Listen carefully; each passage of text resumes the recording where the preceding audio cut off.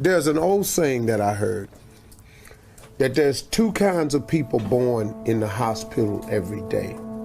There's a person born in the hospital that's going to get a job, and there's a person born in the hospital that's going to give that person the job. You have to decide along the way which one you're going to be. You can be a leader, but a leader is a developed set of skills. It's a developed set. And the more, but see, here's what stops the average person from being a leader,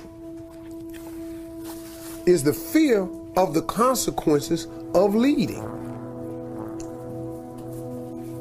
Most people don't want the responsibility of being a leader.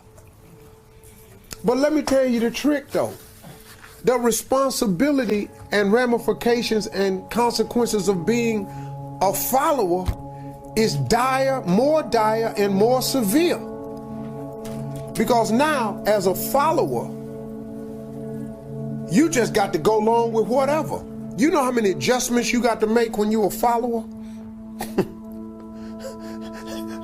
But the man come in and decide I'm having layoffs, and he hand you a slip and it's Christmas. What? That wasn't in your plans, but you decided you didn't want to be a leader, you want to be a follower. Now guess what? You got to deal with that. If I'm a leader and I own a company and the company start losing money, you think I'm fitting to not have my life? No. Cutbacks start on the follower. The leaders don't go, well, let me quit. Because if I quit, ain't nobody eating. The cutbacks start at the bottom. So you have to make a decision if you're going to be a leader or not. But understand what a leader is, though. Sometimes you just really want to be the leader of your own life. See, you don't have to lead a world leader. I have no aspirations of being Martin Luther King. I have no aspirations of being Gandhi. None whatsoever. I had really no aspirations of being the leader that I've become today. That I got young men listening to me that I wasn't even really counting on. I got dudes emailing me, man, running up to me, man, at Essence. This brother ran up to me and Terrence was stopping him from talking to me. And the big brother, about 300-some pounds, sweating, had a chef coat on, had a thermometer pen, sweating all over the place. He had seen me come off stage, saw me go through the back. He ran all the way around to meet me. And Terrence, stand down, soldier. Well, this big dude right here ain't with that. He said, hey, little man, come on now. Ain't nobody got time for all this here. I'm trying to holler at this man right here, because you don't know what I've been through.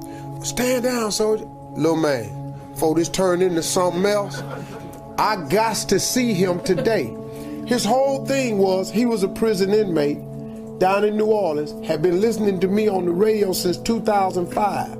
Did his 5 years, got out the joint, started studying in prison food prep, because he said, man, you told me one morning you ain't gotta sit there and do nothing. You can better yourself from behind the wall and make one plan on not to come back. He said, you changed my whole life. He said, I come to tell you, man, I'm the chef right now at the Hilton.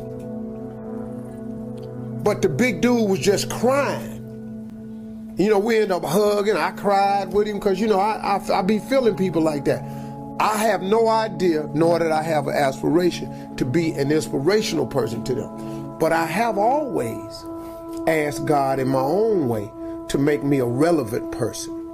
You know, I don't want to be a cat that when I die, ain't nobody tripping. Church empty. Ain't nothing right here, because, you know, it's two things, you know, when a person dies on their tombstone, there's a birth date, there's a dash, and then there's a date of your demise. And let me tell you something, when you die, they're not going to talk about your birthday. They're not going to talk about the day you died.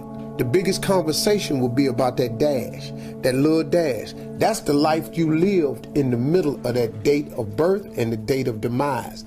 That dash will determine who you are.